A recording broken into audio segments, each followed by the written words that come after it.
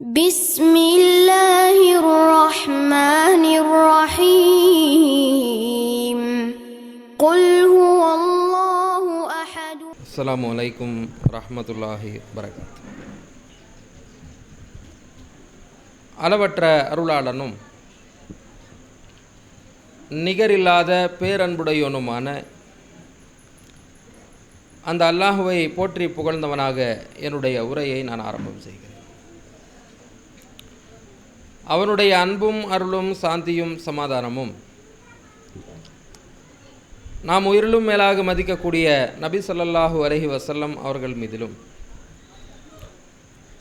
அவர்களை பின்பற்றி நடக்கின்ற அனைத்து மக்கள் மீதிலும் குறிப்பாக இங்கே ஒன்று குழுமி இருக்கக்கூடிய நம் அனைவர் மீதிலும் நிலவட்டுமாக. மதிப்பிற்கும் பெரும் மரியாதைக்கும் உரிய பெரியவர்களே, தாய்மார்களே, சகோதர சகோதரிகளே, தமிழ்நாடு தௌஹீத் ஜமாத் மன்னார்குடி கிளையின் சார்பாக ஏற்பாடு செய்யப்பட்டிருக்கிற இந்த தர்பியா நிகழ்ச்சியிலே இளைய வயதுடைய இளைஞர்களை, பெண்களை மையமாக வைத்து நடைபெறக்கூடிய இந்த தர்பியா நிகழ்ச்சியில் இறைத்தூதர் இப்ராஹிம் அலைஹிஸ்ஸலாம் அவர்களுடைய இளமை பருவத்தை நினைவு கூறக்கூடிய விதமாக ஒரு இளைய வயது இருக்கக்கூடிய ஆண்கள், பெண்கள் சிந்தனைபூர்வமாக, அறிவுபூர்வமாக, பகுத்தறிவு சிந்தனையோடு வணக்க வழிபாடுகளிலே ஈடுபட்டு அல்லாஹ்வை வணங்கக்கூடியவர்களாக, நல்வழியிலே நடக்கக்கூடியவர்களாக, தீய வழியை விட்டு விலகக்கூடியவர்களாக சரியான சிந்தனையோடு நடக்க வேண்டும். ஆனால் இன்றைய சமூகத்திலே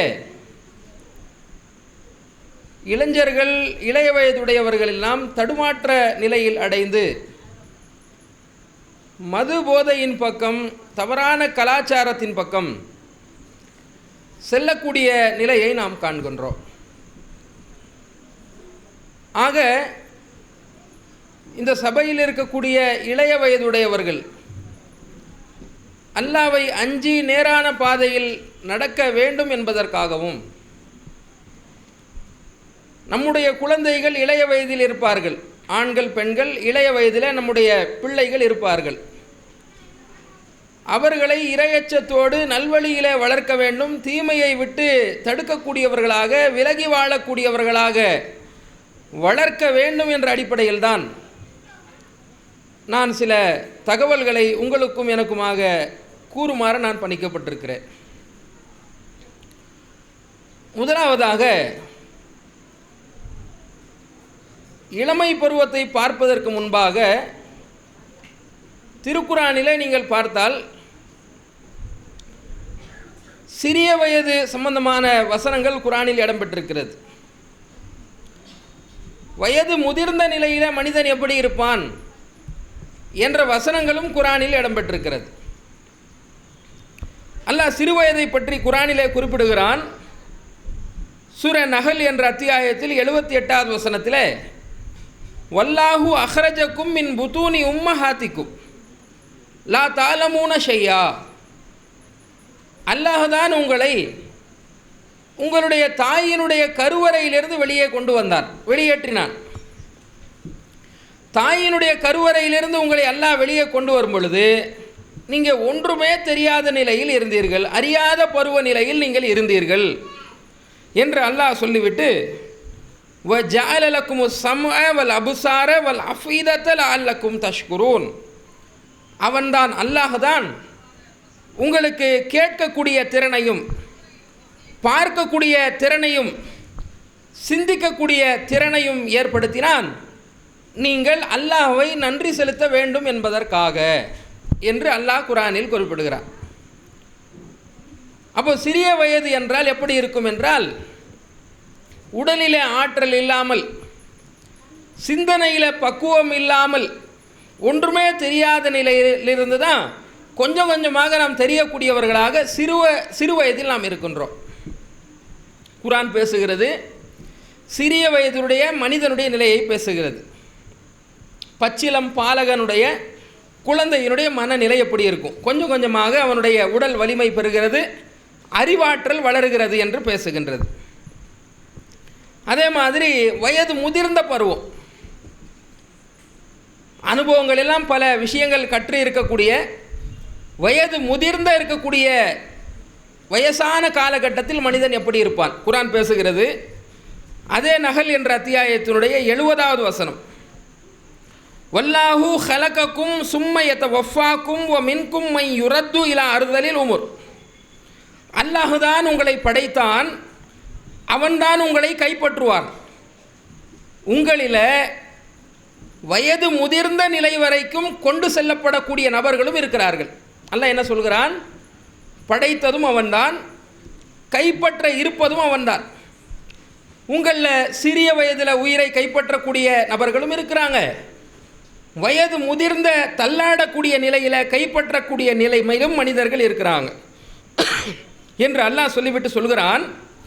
வயது முதிர்ந்த அந்த தள்ளாடக்கூடிய பருவத்தில் மனிதன் எப்படி இருப்பான் தெரியுமா?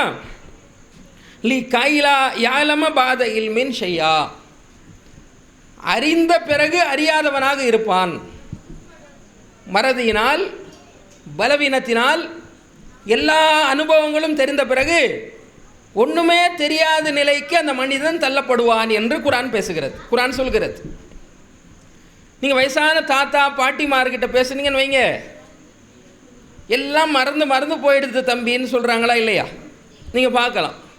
நிறைய அனுபவங்கள் அவங்களுக்கு இருந்தாலும் சரிதான், நிறைய வயசானவங்களாக அவங்க இருந்தாலும் சரிதான், பலவீனம் மூளையில் ஏற்படுகிறது, உடலில் அவர்களுக்கு ஒரு பலவீனம் ஏற்பட்டு விடுகிறது. ஆக வயது முதிர்ந்த காலகட்டத்தில் மனிதனுடைய நிலையை குர்ஆன் பேசுகிறது.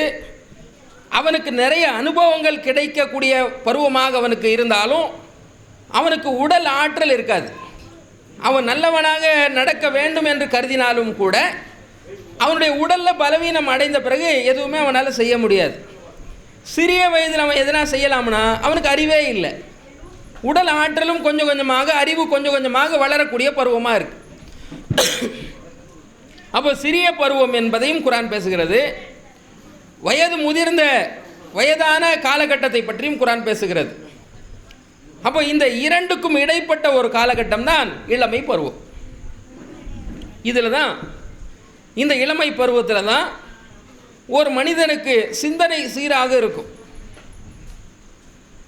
அவனுக்கு நினைத்ததையெல்லாம் செய்யக்கூடிய உடல் ஆற்றல் வல்லமை அவனிடத்தில் இருக்கும். உடல் ஆற்றலும் இருக்கும், அவனுடைய சிந்தனையும் அவனுக்கு சீராக இருக்கக்கூடிய அளவுக்கு அவனை அல்லாஹ் ரப்புல் ஆலமீன் ஆக்கியிருக்கிறான் இளமை பருவத்தில்.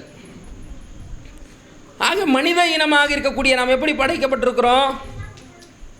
உடல் ஆற்றலை அல்லாஹ் கொடுத்து, பகுத்தறிவு என்ற சிந்தனையும் கொடுத்து, நல்வழி எது தீய வழி இது என்ற கண் முன்னால் கொடுத்து, நீ விரும்பினால் நல்ல வழியில் நடக்கலாம், நீ விரும்பினால் தீய வழியில் நடக்கலாம். உன்னை கைப்பிடித்து யாரும் நல்வழியின் பக்கம் வாப்பா என்று கைப்பிடித்து யாரும் நல்வழியின் பக்கம் கூப்பிட மாட்டாங்க. தீய வழியின் பக்கம் நீ போய்தான் ஆகணும் என்று யாரும் வற்புறுத்த மாட்டாங்க. நல்வழியும் தீய வழியும் உன் கண் முன்னால் இருக்கும். நீ நல்வழியை எடுத்துக்கொண்டு சகித்து கொண்டு இந்த உலகத்தில் வாழ்ந்தால் உன்னுடைய இறப்பிற்கு பின்னால் உள்ள வாழ்க்கையில் நீ சந்தோஷமாக இருக்கலாம், சொர்க்கத்தை அடையலாம், வெற்றி பெறலாம் என்று இஸ்லாம் பேசுகிறது, இஸ்லாம் சொல்கிறது. உனக்கு கிடைக்கக்கூடிய இந்த இளமை பருவத்தை, உன்னுடைய வாழ்க்கையை, உன்னுடைய வாழ்நாளை, வயதை தவறான வழியில் நீ பயன்படுத்தினால், செயல்படுத்தினால் உன்னை யாரும் தடுக்க மாட்டாங்க. ஆனால் இறப்பிற்கு பின்னால் உள்ள வாழ்க்கையில் நீ கடுமையாக தண்டிக்கப்படுவாய் என்றும் இஸ்லாம் பேசுகிறது. ஆக சுதந்திரமாக நமக்கு கொடுக்கப்பட்டிருக்கு. நல்வழியும் சுதந்திரமாக கொடுக்கப்பட்டிருக்கிறது, கெட்ட வழியும் சுதந்திரமாக கொடுக்கப்பட்டிருக்கிறது. நம்ம அறிவை கொண்டு நல்வழியின் பக்கமும் நம்மளால் செல்ல முடியும், நம்ம அறிவை கொண்டு தீய வழியின் பக்கமும் செல்ல முடியும். நீங்கள் யோசிச்சு பாருங்கள், இந்த சமுதாயத்தில் தீமையான காரியத்தில் இருக்கக்கூடிய நபர்களுடைய எண்ணிக்கை தான் அதிகம். தவறான வழியில் செல்லக்கூடியவர்களுடைய எண்ணிக்கை தான் நீங்கள் அதிகமாக பார்க்கலாமே தவிர நல்வழியை நோக்கி போகக்கூடியவர்களுடைய எண்ணிக்கை நீங்கள் அதிகமாக பார்க்க முடியாது. இப்போ மூளை என்ன செய்யும்? அதிகமான மக்கள் போகக்கூடிய பாதையின் பக்கம் போ என்று தானே தூண்டும். இல்லை, மூளை சொல்லக்கூடியதெல்லாம் நாம் செய்ய முடியாது. எது சரியானதோ அதைத்தான் நாம் செய்ய முடியும் என்ற முடிவெடுக்க வேண்டும். ஷைத்தான் கெட்ட வழியை அலங்காரப்படுத்தி அழகாக்கி காட்டுவான். கெட்ட வழியின் பக்கம் போக முடியாது, நல்வழியின் பக்கம்தான் போக வேண்டும் என்ற முடிவெடுக்க வேண்டும். அதற்கு குறிப்பாக இப்ராஹிம் அலைஹிஸ்ஸலாம் முன்மாதிரியாக இருக்கிறார். இப்ராஹிம் அலைஹிஸ்ஸலாம் அல்லாஹ்வுடைய உற்ற தோழர் என்று நமக்கு தெரியும். இத்தஹதல்லாஹு இப்ராஹிம ஹலீலா, அல்லாஹ் இப்ராஹிமை உற்ற தோழனாக ஆக்கி கொண்டார். அல்லாஹ்வுடைய ஃப்ரெண்ட் அவர். அல்லாஹ் எந்த காரியத்தை சொன்னாலும் கட்டுப்படுவார். அல்லாஹ்வுடைய பேச்சை மீறவே மாட்டார். இது கால லஹு ரப்புஹு அஸ்லிம் கால அஸ்லம்து லிரப்பில் ஆலமீன். கட்டுப்படு என்று அல்லாஹ் சொல்லிவிட்டால் நான் ரப்புக்கு கட்டுப்பட்டுட்டேன், ரப்புல் ஆலமீனுக்கு நான் கட்டுப்பட்டு விட்டேன் என்று உடனடியாக சரணடைஞ்சிருவார். அப்பேற்பட்ட கட்டுப்படக்கூடிய தன்மை, அல்லாஹ் என்ன சொன்னாலும் நிராகரிக்காத அந்த தன்மை, அல்லாஹ் என்ன மகனையே அரு என்று சொன்னால் கூட அறுக்க தயார் என்று முன் வரக்கூடியவர். அந்த இப்ராஹிம் அலைஹிஸ்ஸலாம் இந்த சிலைகள் உடைத்த சம்பவம் குர்ஆனில் சொல்லப்பட்டிருக்கிறது. சிலைகள் சம்பந்தமாக என்ன சொல்லப்பட்டிருக்கிறது? இப்ராஹிம் அலைஹிஸ்ஸலாம் எந்த சமூகத்தில் இருந்தாரோ அதே சமூகத்தை சார்ந்தவங்க சிலை வழிபாடில் இருக்கிறாங்க. கற்சிலையை வச்சு விக்கிரகத்தை வச்சு வணங்குறாங்க. அவங்களுடைய தந்தை உட்பட, அவங்களுடைய தந்தை பேர் ஆசர், அவர் உட்பட வணங்குகிறார். அந்த மக்களுக்கு புரிய வைப்பதற்காக என்ன செய்கிறார் என்றால், சின்ன சின்ன சிலைகள் இருக்குது, பெரிய பெரிய சிலைகளை வச்சு வணங்குறாங்க. சின்ன சின்ன சிலைகளை எல்லாம் உடைக்கிறார், உடைச்சு தரமட்டமாக்குகிறார். ஆக்கிவிட்டு கோடாரியை கொண்டு வந்து பெரிய சிலையினுடைய கையில் கொடுத்து விட்டார். வெளியூர் போன மக்கள் உள்ளூருக்கு வந்து பார்க்குறாங்க, நம்முடைய கடவுள் சிலைகளை இப்படி செய்தவர் யார்? நாம் கடவுளாக வணங்கக்கூடிய இந்த சிலைகளை உடைத்தவர் யார் என்று பேசுகிறாங்க. ஏன் அப்படி செஞ்சார்? நாமும் போய் கோயிலில் போயிட்டு பிற மத தெய்வங்களாக இருக்கக்கூடிய அவங்க வணங்குறாங்களே, நம்ம அதை நம்புறது இல்லை, ஆனால் அவங்க அதை நம்புகிறாங்க. நாமளும் போய் உடைச்சிட்டு வரலாம் என்பதற்கு இது ஆதாரமா? இல்லை, அது ஆதாரமாக அமையாது. ஏன் அமையாது? இப்ராஹிம் அலைஹிஸ்ஸலாமும் அந்த சமூக மக்களும் ஒரே சமுதாயத்தை சேர்ந்தவங்க. ஒரே சமுதாயத்தை சேர்ந்தவர்களில் இந்த பிரச்சனை. உதாரணமாக பெரியார் எடுத்துக்கொள்ளுங்க. தந்தை பெரியார் என்ற ஒருவர் இங்கே தமிழ்நாட்டில் பிரச்சாரம் மேற்கொண்டார். அவரும் இந்துவாக இருந்தார், மக்களும் இந்துவாக இருந்தாங்க. அவர் சிலைக்கு செருப்பு எடுத்து அடித்தா கூட மக்கள் பார்த்துக்கிட்டு தான் இருந்தாங்க. ஏன்? இவரும் அவரும் ஒரே சமூகம். இப்போ இப்ராஹிம் அலைஹிஸ்ஸலாம் சிலையை உடைச்சார் என்றால் இன்னொரு மதத்தை சார்ந்தவங்களது உடைக்கல, அவர் ஒரே சமூகம். அவர் நாம் போயிட்டு உடைச்சிட்டு வந்துடக்கூடாது, அது இஸ்லாம் தடுக்கிறது.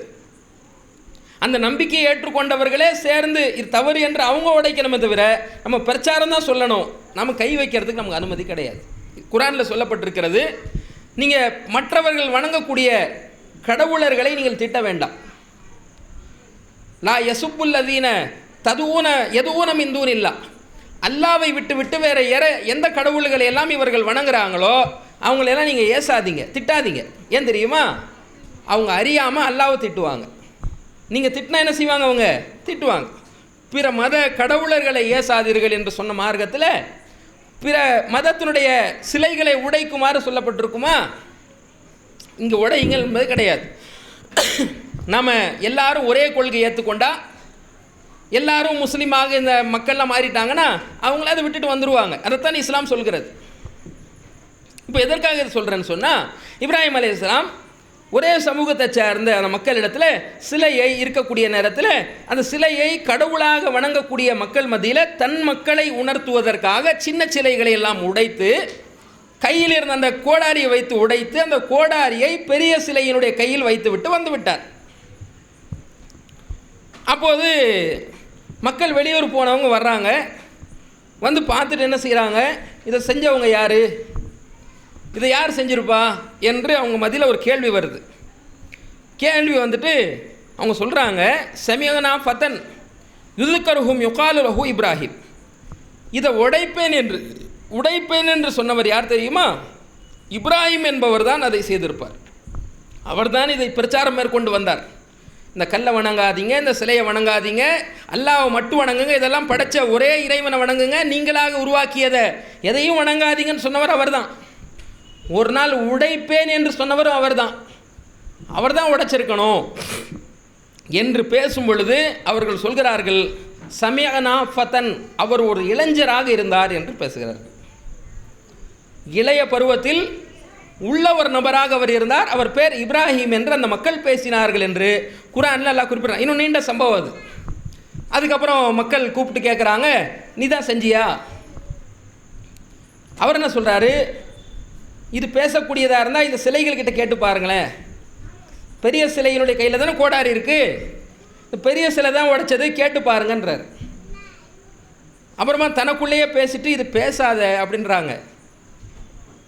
அப்படின்னு வந்து சொன்ன பிறகு இதைத்தானே நான் இத்தனை ஆண்டு காலம் சொன்னேன்ற அடிப்படையில் அவர் சொல்கிறார், விளக்குறார்.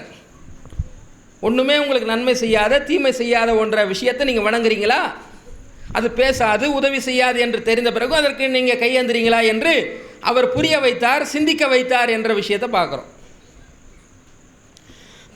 அப்போது ஒரு இளமை பருவத்தில் ஒரு மனிதன் தவறான வழிக்கு போகக்கூடியவனாக இருக்கக்கூடிய பருவம் எல்லா காலகட்டத்திலையுமே.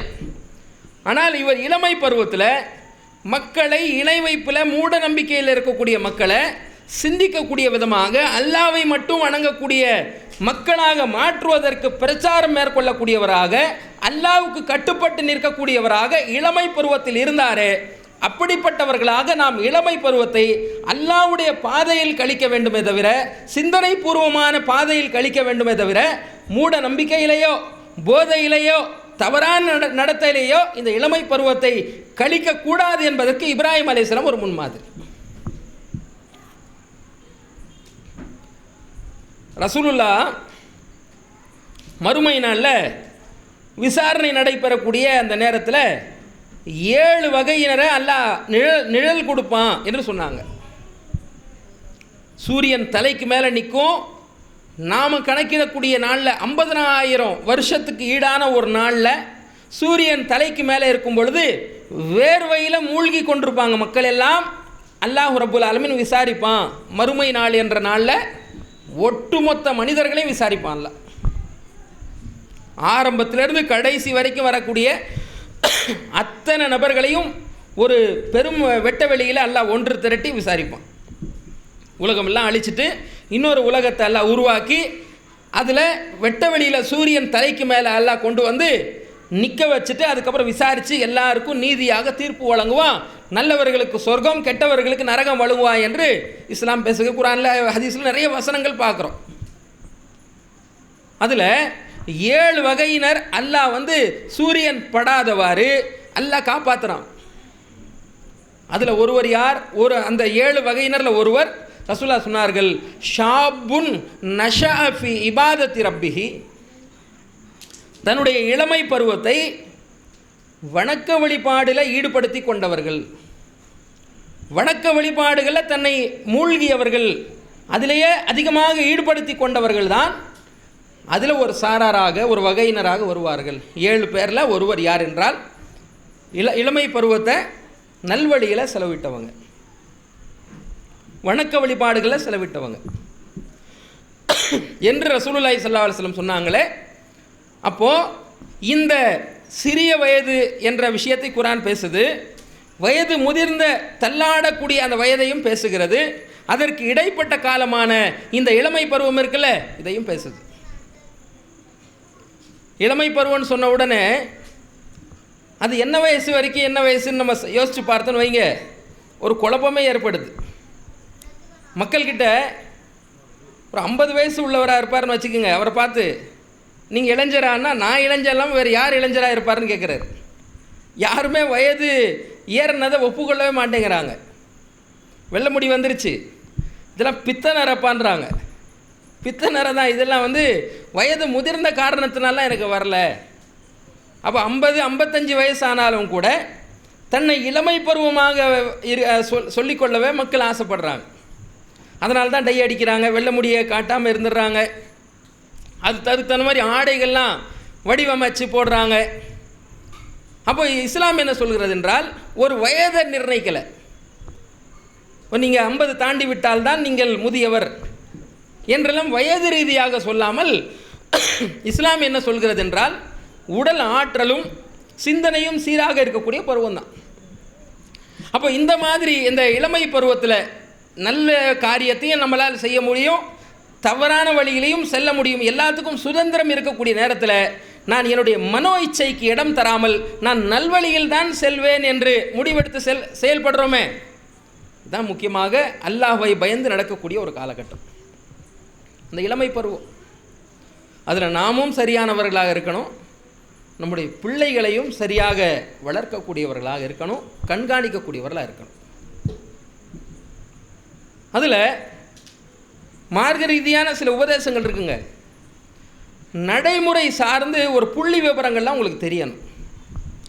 நம்ம எந்த நாட்டில் வாழ்கிறோம், எப்பேற்பட்ட மக்கள் எல்லாம் இங்கே இருக்கிறாங்க, எதில் எல்லாம் இங்கே ஈடுபட்டு கொண்டிருக்கிறாங்க, நம்ம பிள்ளைகள் யாரோட படிக்கிறதுக்காக ஸ்கூலில் எந்த நபர்களோடு போய் உட்காந்து படிக்கிறாங்க, காலேஜில் எந்த நபர்களோடு போய் உட்காந்து படிக்கிறாங்க, எந்த சூழ்நிலையான மக்களோடு நம்ம பிள்ளைகள்லாம் சேர்ந்து பழகக்கூடியவர்களாக இருக்கிறாங்க, இதையெல்லாம் தெரிந்து கொண்டு அதற்கு தகுந்த மாதிரி நம்முடைய பிள்ளை வளர்ப்பை அமைத்து கொண்டால்தான் நம்ம பாதுகாப்பாக இருக்க முடியும், நம்ம பிள்ளைகளை பாதுகாக்க முடியும். இல்லை என் பையன் ஸ்கூலுக்கு போயிட்டு வரான், அவன் பாதுகாப்பாக தான் இருப்பான் என்று கண்மூடி இருக்க முடியாது. என் பொண்ணு காலேஜுக்கு போயிட்டு வர்றான், அதனாலலாம் எந்த பாதிப்பும் ஏற்படாது என்று கண்மூடி இருந்து விட்டால் எந்த விதமான பாதுகாப்பும் கிடைக்காது. ஒரு புள்ளி விபரம் பாருங்கள். 2018-19 காலகட்டத்தில் வேர்ல்டு ஹெல்த் ஆர்கனைசேஷன், உலக சுகாதார நிறுவனம் இருக்குல்ல, சுகாதாரத்துறை, அவங்க வெளியிடக்கூடிய சில புள்ளி விபரங்கள். அதாவதுங்க, உலகம் முழுவதுமாக 30 லட்சம் பேர் மது குடிக்கக்கூடியவர்களாக இருக்கிறாங்களாம். 2018-19 வரக்கூடிய புள்ளி விபரத்தின் அடிப்படையில் 24 ஆயிடுச்சு. இப்போது அவங்க வெளியிட்டது 18-19 காலகட்டத்துடைய அறிக்கையை நான் சொல்கிறேன். 30 லட்சம் நபர்கள் ஒட்டுமொத்த உலகத்தில் மதுவில், சாராயத்தில், போதையில் அடிமையாக இருக்கிறாங்க, குடிக்கக்கூடியவர்களாக இருக்கிறாங்க. சரியா? அதில் 15 வயசுலேருந்து அதற்கு மேற்பட்ட நபர்களாக இருக்கக்கூடியவங்க, சரியா, 15லேருந்து ஏறக்குறைய 30-35 வயசு வரைக்கும் இருக்கக்கூடியவர்கள் 13% இருக்கிறாங்களாம். 13லேருந்து 17% வரைக்கும் இந்த வயதுடையவர்களாக இருக்கிறாங்க என்று சொல்கிறாங்க.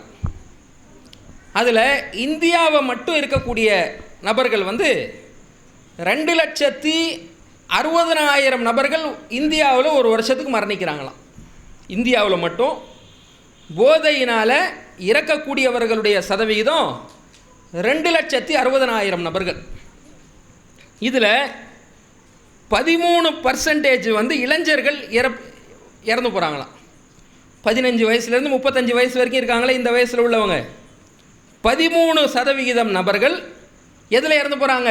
இப்போ நான் சொன்ன புள்ளி 2,60,60,000 நபர்களில் 13% இளைஞர்களாக இருக்கிறாங்க என்றதை ஒரு புள்ளி விவரம் சொல்வதை நம்ம பார்க்குறோம். இதெல்லாம் வேர்ல்டு ஹெல்த் ஆர்கனைசேஷன் விவரிக்கக்கூடிய அறிக்கை.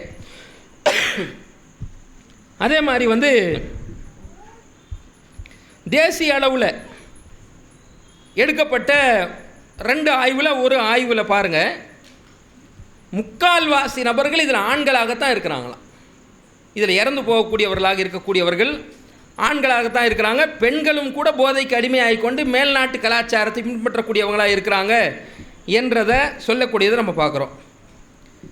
இதில் இந்த சென்னை மாதிரி ஒரு 3 மாவட்டங்களை தேர்ந்தெடுத்து ஸ்கூல் ஸ்டூடெண்ட் இருக்காங்கல்ல, 10, 9, 8, 9, 10, 11, 12 படிக்கக்கூடிய மாணவ மாணவியர்கள், அவங்கக்கிட்ட போய் நீங்கள் எல்லாம் இந்த கஞ்சா, இந்த ஹான்ஸு, பான்பராகு, மாணிக் சந்து இது போன்ற குட்கா வகையில் இருக்கா இல்லையா, இதெல்லாம் நீங்கள் சாப்பிடுவீங்களா என்று எடுக்கப்பட்ட ஆய்வில் தமிழ்நாட்டில் 3 மாவட்டங்களில் 9% நபர்கள் இதில் அடிமையாக இருக்கிறாங்க. மாணவர்களில் 9, 10, 11, 12 படிக்கிறாங்கல்ல, இந்த மாணவர்களில் 9% நபர்கள் இருக்கிறாங்க என்பதை நம்ம பார்க்குறோம்.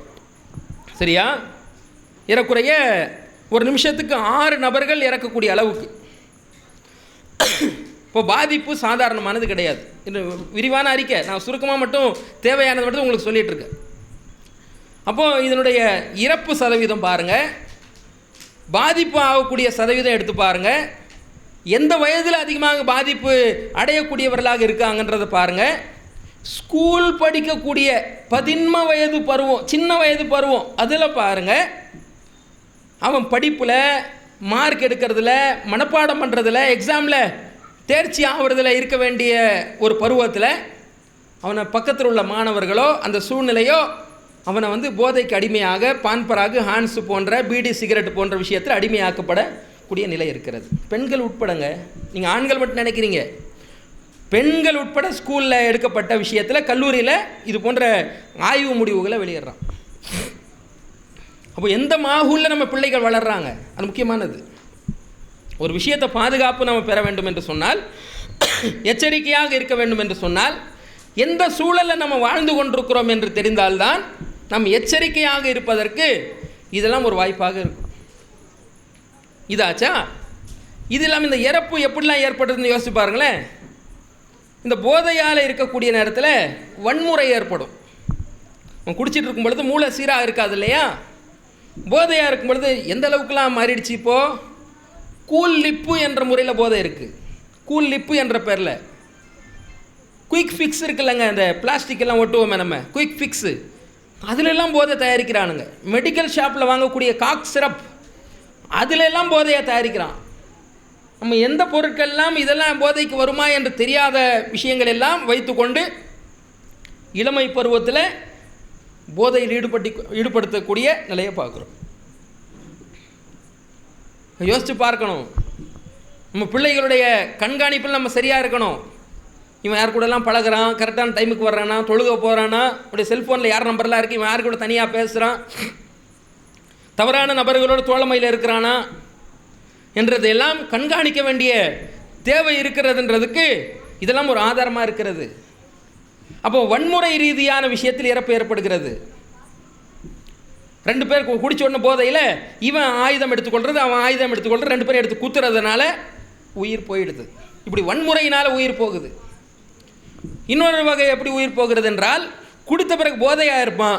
போதையாக இருக்கும் பொழுது இவனோட கூட இருக்கக்கூடிய நபர்களோ அல்லது வீட்டில் இருக்கக்கூடிய மனைவியோ ஏதோ ஒரு வார்த்தையை சொன்ன உடனே ஆயுதம் எடுத்து அப்படியே ஒரு சொருகிடுவான். அதன் மூலமாக இறந்து போயிடுவான். இல்லை இவனே தன்னை மாய்த்து கொள்வான். ஒரு துன்புறுத்தல் நடக்கும். உயிர் போகவில்லை என்றால் பெரிய அளவுக்கு மனைவியை, குழந்தைகளை துன்புறுத்துவான். 3வது பாதிப்பு என்னென்னா, இந்த ஆல்கஹால் கொஞ்சமோ அதிகமோ யாரெல்லாம் எடுக்கிறாங்களோ அவர்களுக்கு கல்லீரல் போயிடும். கல்லீரல் இருக்கா இல்லையா? இந்த கல்லீரலில் மிகப்பெரிய பாதிப்பு ஏற்படும்ன்றான் உலக சுகாதார நிறுவனம் சொல்கிறான். ஆனால் என்னென்னா, இந்த கல்லீரல் இருக்குது பாருங்கள், உடலில் இருக்கக்கூடிய உறுப்புகள்லையே இது பாதிப்பு ஆகிறது உடனடியாக காட்டாது. அதனால தான் குடிகாரன் திருப்பி திருப்பி குடிச்சிட்டே இருக்கான். உடனடியாக அது ரிஃப்ளெக்ட் காட்டாது. அது பாதிப்பு அடைஞ்சிருக்கிறதே என்பது அதனுடைய கடைசி காலகட்டத்தில் தான் தெரியும். அது செயலிழந்து போகக்கூடிய அந்த நேரத்தில் தான் கொஞ்சம் கொஞ்சமாக அவனுக்கு மலத்திலேருந்து ரத்தத்திலேருந்து கொஞ்சம் கொஞ்சமாக வெளியே கொண்டு வந்து காமிக்கும். அப்போ தான் அவனுக்கு தெரியும். அவன் ஏதோ அப்போ தான் அது வருதுன்னு நினைக்கிறான். இல்லை, இவன் குடிச்ச 5 வருஷம் 6 வருஷம் குடிச்சிட்டு வந்தால் பாருங்கள், மொத்தமாக கொண்டாந்து காட்டும். அது உடலில் இருக்கக்கூடிய பல உறுப்புகள் சேதமடையும். இது போன்ற பாதிப்புகள் இருக்குது. ஆனால் என்னென்னா, இந்த இளமை பருவத்தில் செய்யக்கூடிய இது போன்ற தவறுகள் எல்லாம் இவன் உணரக்கூடிய காலத்தில் இவன் உயிரோடு இருக்க மாட்டேங்கிறான். இவன் உணரக்கூடிய காலத்தில் இவன் உயிரோடு இருக்க மாட்டேங்கிறான். அல்லது இவன் அந்த மாதிரி காலகட்டத்துக்கு போன பிறகு மற்றவனுக்கு இவன் அறிவுரை சொல்கிறான் பாருங்க, இவனுடைய அறிவுரை எடுபட மாட்டேங்குது. ஒருத்தன் 50 வயசில் நான் குடிச்சு என் உறுப்பு போயிடுச்சு பாடுறா என்று சொல்லக்கூடிய நிலைக்கு அவன் போகிறான். ஆனாலும் அவனுக்கே அது பயனுள்ளதாக இல்லை, அவன் பேச்சை யாரும் கேட்கறதாகவும் இல்லை. இப்படி அனாதையாக விடக்கூடிய நிலையில், பலவீனமான நிலையில், நோயாளியான நிலையில், ஏன் அதிகமான கேன்சர் இதனால் தான் ஏற்படுகிறது. ஆல்கஹால் காரணமாகத்தான் அதிக சதவிகிதம் கேன்சர் என்ற நோய். அதற்கு இன்னும் மருந்து கண்டுபிடிக்கப்படவே இல்லை. கீமோதெரப்பி போன்றதெல்லாம் அப்படியே உடலில் வச்சான்னு சொன்னால் உடலில் உள்ள ஒரு முடி நிற்காது. செல்களை அழிப்பதற்காக, கெட்ட செல்களை அழிப்பதற்கு நல்ல செல்களையும் சேர்த்து அழிப்பான். புருவ முடி கூட கீழே விழுந்துடும். கீமோதெரப்பி என்பது அவ்வளவு ஒரு கொடூரமான மருத்துவம். இதெல்லாம் கேன்சர் பேஷண்ட்டுகளுக்கு கொடுக்கக்கூடிய மருத்துவம். அப்போ இது போன்ற ஒரு நிலைகள் எல்லாம் இதனால் ஏற்படுகிறது. அப்போ இந்த பாதிப்புகள் எல்லாம் நாம் தெரிந்தால்தான், இது போன்ற மாஹூலில் தான் நம்ம வாழ்ந்து கொண்டிருக்கிறோம் என்றது தெரிந்தால்தான் நம்முடைய பிள்ளைகளை எப்படி வளர்க்கலாம் என்பதற்கு ஒரு முடிவெடுக்கிறதுக்கு சரியாக இருக்கும். சில சம்பவங்கள், இது புள்ளி விபரம், சம்பவங்கள் ரீதியாக சொல்ல வேண்டும் என்றால், கீழக்கரையில் கடந்த ரமலான் என்று நினைக்கிறேன், அல்லது அதற்கு முந்தைய ரமலான், நம்முடைய பள்ளிவாசல்களில் இரவு தொழுகை நடக்குது. சுன்னத் ஜமாத் 27வது நாளில் அப்போ தான் லைலத்துல் கதர் நினைக்கிறாங்கல்ல, 21, 23, 25, 27, 29 என்று 5 இரவுல தேட சொன்னாங்க ரசூல்லா. இவங்க 27 மட்டும்தான் சொல்லி 4 இரவுகளை தேட மாட்டாங்க. அந்த 27வது இரவில் இது நடக்குது. நம்ம பள்ளிவாசலில் 500 ஃப்ளாட் என்ற கிளை அங்கே இருக்கிறது. அந்த பகுதியில் இருக்கக்கூடிய கிளையில் பெண்கள் தொலை வர்றாங்க. அங்கே ஒரு கஞ்சாவுக்கு அடிமையான முஸ்லீம் இளைஞர்கள், பாருங்கள், முஸ்லீம் பேர் இம்ரான் என்ற பேர், இப்படி பல பேர்களை கொண்டவன் ஒரு 5 பேர் 6 பேர் ஒரு கும்பலாக உட்கார்ந்து கொண்டு கஞ்சாவை அடித்து கொண்டு போதையில் உட்கார்ந்து கொண்டிருக்கிறாங்க பள்ளிவாசல் பக்கத்தில் உள்ள இடத்துல. நம்ம சகோதரர் ஒருத்தர் தட்டி கேட்க போகிறார். அவங்க பெண்கள் போனால் போகட்டும், பெண்கள் போகிற வழிப்பா இது, இங்கே உட்காராதீங்கன்னு அனுப்புகிறாங்க. அவங்க போனால் போகிறாங்க, நான் இங்கே உட்கார்றோம் என்று உட்காருகிறார்கள். அதற்கு பிறகு இந்த சகோதரர், நம்ம சகோதரர் பள்ளிக்கு இப்படி அங்கே ஒரு கூட்டம் போதையில் உட்காந்துருக்கிறான், பெண்கள் போகிற பாதை அது, இப்போ தடுத்தா அவன் கேட்க மாட்டேங்கிறான்னு சொன்ன உடனே அப்படி ஒரு கூட்டமாக தொழுகையை விட்டு வெளியே போய் பார்க்குறாங்க. இந்த கூட்டம் பார்த்தோன்னே அலறிச்சு ஓடிட்டான். இந்த கூட்டம் எல்லோரும் ஓடி போயிட்டான். போனவன் ஒரு 2 வீலரை நம்ம மர்க்கஸ் முன்னாடி விட்டுட்டு போயிட்டான். 2 வீலரை இங்கே விட்டுட்டு போயிட்டான். அப்போ ஒரு ஆள் அனுப்பி இந்த 2 வீலரை கொடுத்து அனுப்புங்கன்னு கேட்குறான். அந்த நபரை இங்கே வர சொல்லு, அவன் வாங்கிட்டு போகட்டும் என்று நம்ம சொல்லி அனுப்பிச்சோம் இல்லையா. அதற்கு பிறகு அருவாளோடு ஆயுதங்களோடு 20 பேர் இந்த கஞ்சாவுக்கு அடிமையான, போதைக்கு அடிமையான நபர்கள் வர்றானுங்க, ஆயுதங்களோடு வர்றானுங்க. நம்முடைய சகோதரர்கள்லாம் ஆயுதங்களால் தாக்குகிறார்கள். அப்படியே தொடை பகுதியை எடுத்து குத்தி கொதறி எடுக்கிறான். தொடையில் இருக்கக்கூடிய அந்த மூளைக்கு செல்லக்கூடிய, இதயத்துக்கு செல்லக்கூடிய ஒரு நரம்பும் சேர்த்து அருந்து விடுகிறது. அதோடு சேர்த்து கழுத்தில் கொண்டு அறுக்க வருகிறான். இன்னொருத்தர் காப்பாற்றி தள்ளி விடுகிறார். அதற்கு பிறகு இவர்களெல்லாம் மருத்துவமனையில் சேர்க்கப்பட்டு அறுவை சிகிச்சை செய்யப்பட்டு உயிர் பிழைத்து வந்திருக்கிறார்கள். அது தனி விஷயம். இவனுடைய கஞ்சாவுடைய செல்வாக்கின் காரணமாக காவல்துறையிலிருந்து வெளியே கூட வரக்கூடிய அளவுக்கு இவர்களுடைய செல்வாக்கு, பணத்தை வச்சு, இந்த கஞ்சா பொருளாதாரத்தை வச்சு இவங்க தன்னை காப்பாற்றி கொண்டிருக்கிறாங்க. கீழக்கரை, இது கீழக்கரையில் ராமநாதபுரம் மாவட்டத்தில் உள்ள ஒரு ஊரில் இப்போது நடந்த சம்பவம். பேர்லாம் முஸ்லீம் பேர், வயதெல்லாம் இளைய பருவ வயது, 13 வயது, நல்ல வழியில் செல்ல வேண்டிய, படித்து டாக்டராக என்ஜினியராக நல்லா சம்பாதிக்கக்கூடிய பருவம். பள்ளிவாசலில் பாங்கு சொல்லி காம சொல்லி தொழுகையில் நின்று துவா கேட்கக்கூடிய இடத்துல இருக்க வேண்டிய இளைஞர்கள் எந்த பக்கம் இருக்கிறான்? இது ஒரு உதாரணம், தமிழ்நாட்டில் நடந்த ஒரு சம்பவம். ஆக இளமை பருவம் என்பது ஒரு தடுமாற்றமான காலகட்டம். தவறான வழியில் செல்லக்கூடிய இளைஞர்கள் நம்ம பிள்ளைகளை வழிகெடுத்து விட்டால் அல்லாஹ் காப்பாற்ற வேண்டும். ஆக நம்ம இறையச்சத்தை அவர்களுக்கு போதித்து அவர்களை கண்காணித்து வளர்க்க வேண்டிய பொறுப்பு இருக்கிறது நமக்கு. அல்லாஹ் குர்ஆனில் சொல்கிறான், கூ அன்ஃபுஸக்கும் வ அஹ்லீக்கும் நாரா, இறை நம்பிக்கை கொண்டவர்களே, உங்களை நீங்கள் நரக நெருப்பிலிருந்து பாதுகாத்துக் கொள்ளுங்கள், உங்கள் குடும்பத்தினரையும் நீங்கள் நரக நெருப்பிலிருந்து பாதுகாத்துக் கொள்ளுங்கள் என்று அல்லாஹ் கூறுகிறான். ஆக அப்பேற்பட்ட கொடூரமான சம்பவங்கள்.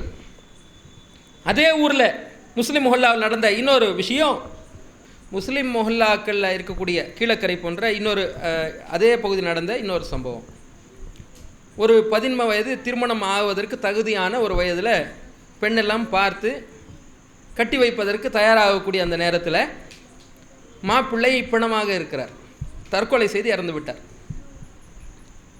என்னடா ஒன்றுமே புரியல, நல்லா தானே இருந்தார், ஆரோக்கியமாக இருந்தார், நல்ல எல்லாம் கொடுக்கல் வாங்கல் எல்லாமே சரியாக தான் இருந்துச்சு, ஏன் இறந்துட்டாருன்னு பார்த்தா இளைய வயதில் போதைக்கு அடிமையாகி அடிமையாகி அடிமையாகி அவருடைய ஆண்மை தன்மையை போய்விட்டதான்.